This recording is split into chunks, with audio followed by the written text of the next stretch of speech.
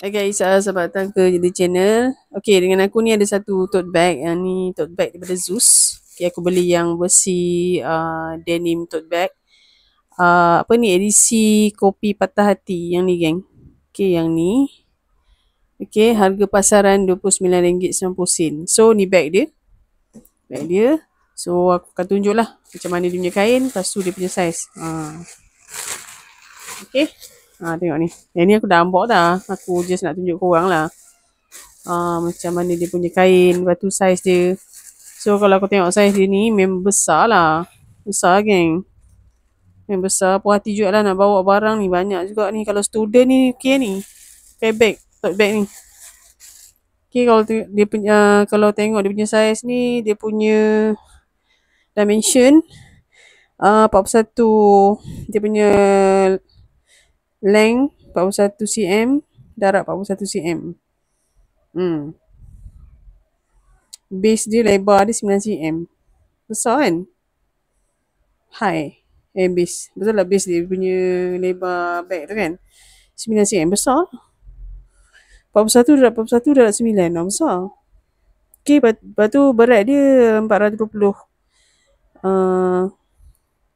Material dia 420 GSM denim. Okay. A special project by Zeus. Ni. Special project by Zeus. Dia limited edition jugalah. Ni sekejap kita buka bag dia. Buka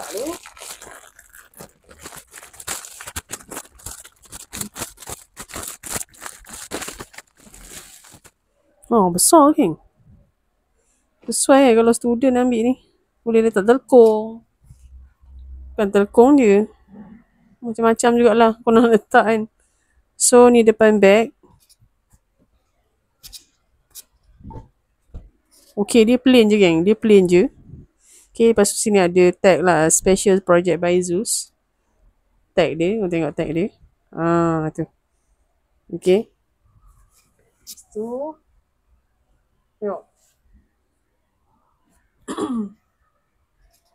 Okay, nice nampak. Dia punya jahitan pun nice. Ni dia punya atas. Nampak tu. Nice kan? So, besar lah ni.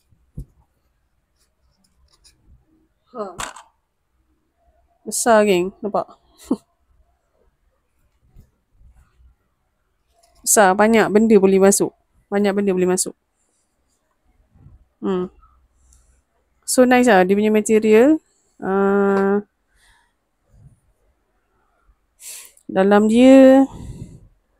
Aku tengok dalam dia. Sekejap tengok jahitan dalam dia. Nampak? Macam ni. Macam kain jean tu. Macam straw jean. So, dalam dia.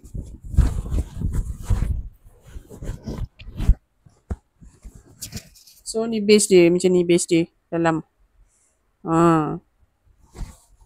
Okay.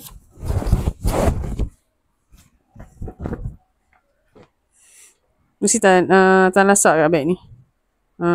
Nice. So, dia punya ni 41 cm. Kan? Ni 41 cm. Lepas tu, lebar dia 41 cm. Dia punya ni. Sini. Sini 41. Sini 41. Sini 41. Lepas tu, yang ni. Yang dia punya base ni 9 cm.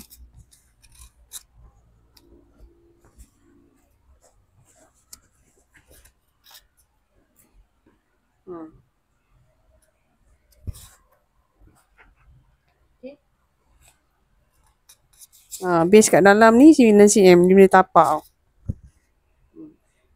Besar lah. Besar. Nice. So harga dia RM29.90. Kau nak dapatkan, kau dapat kat online je lah. Kalau tak silap aku. Kalau dekat outlet aku tak pasti ada ke tak.